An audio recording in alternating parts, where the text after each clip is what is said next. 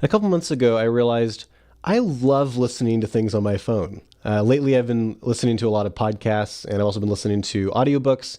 I've been listening to Lord of the Rings with my wife, and we've been really, really enjoying it. And it struck me how interesting it is, how much easier it is to listen to something like an audiobook on your phone as opposed to doing the really hard work of reading a really long but really great book like Lord of the Rings.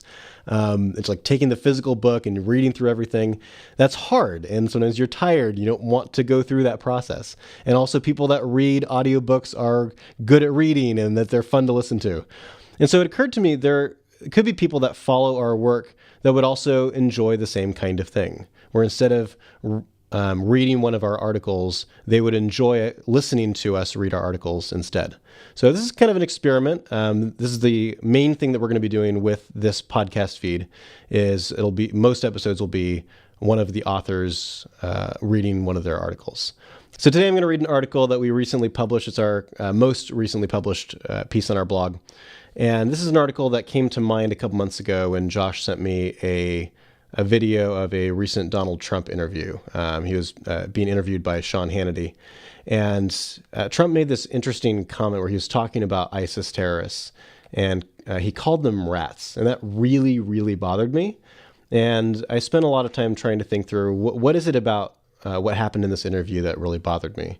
And then I realized that this is not the only case of this. And in fact, I've actually been really guilty of this myself.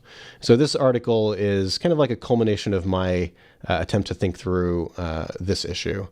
And it's called Stop Calling People Animals. Almost 2 years ago, I read about 21 Coptic Christians whom ISIS beheaded.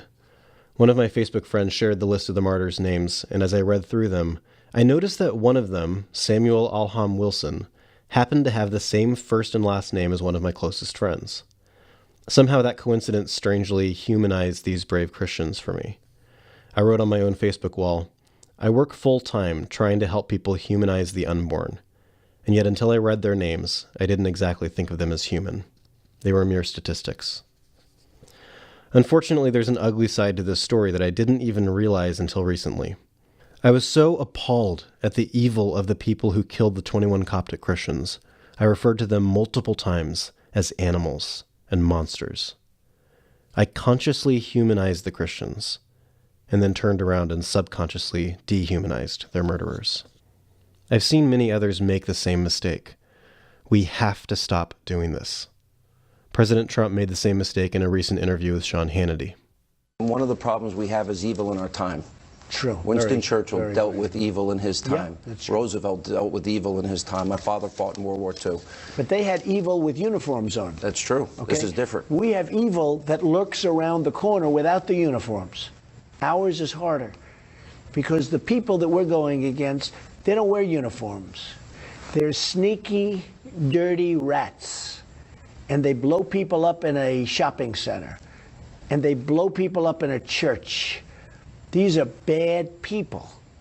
When you're fighting Germany and they had their uniforms, and Japan and they had their uniforms, and they had their flags on the plane and the whole thing, we are fighting sneaky rats right now that are sick and demented, and we're going to win. He said, they're sneaky, dirty rats. If you oppose dehumanizing fetuses, you should oppose dehumanizing anyone. Call them evil people. Never call them animals. They are valuable human beings that are doing deeply, deeply evil things. I don't think I'm bothered by positive phrases like, he's brave like a lion, or she's graceful and elegant like a cat. Like there's an animal comparison being made, but it's an attempt to be uplifting. I'm also not necessarily bothered by negative animal comparisons that are genuinely descriptive and not dehumanizing. For instance, if Trump had said, it is so frustrating to deal with ISIS because they're so good at hiding in plain sight. It's like fighting against an army of chameleons. That wouldn't have bothered me. What bothers me is statements that imply, intentionally or unintentionally, that the person is subhuman. When you call someone you disagree with an animal or a monster, you are implying that they are subhuman. When you refer to a group of human beings as animals, you train your mind to be unempathetic towards them. When you train your mind to be unempathetic towards a group of people, you make it much easier to mistreat those people. If you dehumanize pro-choice people, it becomes easier to mistreat them when you interact with them. Most of us won't interact with members of ISIS in person, but if you dehumanize ISIS, it becomes easier to rationalize unspeakable actions towards them. Whatever your views on waterboarding are, you must admit that it's awfully uncomfortable that President Trump started to justify waterboarding terrorists immediately after he dehumanized them.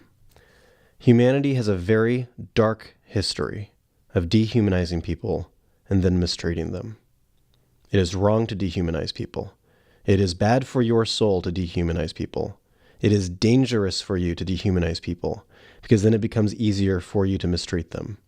Make a decision right now that you won't do it anymore.